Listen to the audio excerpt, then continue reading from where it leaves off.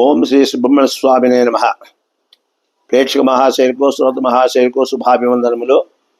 మనము ఈ ఎపిసోడ్ నందు తులారాశి వారికి కార్తీక మాసంలో అంటే నవంబర్ నెలలో ఎలాంటి ఫలితాలు ఉంటాయనే తెలుసుకుందాము. ఈ రాశి వారికి ఈ నవంబర్ నెలలో శుభాశుభ ఫలితములు మిశ్రితంగా ఉంటున్నాయి. నవంబర్ 11వ తేదీ వరకు పనులన్నీ నెరవేరుతాయి. ఆ తరువాత కొంతవరకు పనులు నిదానంగా జరుగుతాయి. ఇతరులతో మాట్లాడినప్పుడు బాగా ఆలోచించి మాట్లాడేది మంచిది. ఎందుకంటే అభిప్రాయ భేదాలు కలిగేటువంటి పరిస్థితులు ఉంటున్నాయి. ఆరోగ్యం బాగా ఉంటుంది.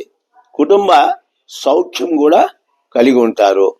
లావాదేవీల్లో మాత్రమే ఈ రాశి వాళ్ళు జాగ్రత్త వహించవలసి ఉంటుంది. పనుల ఒత్తిడి ఎక్కువగా ఉంటుంది.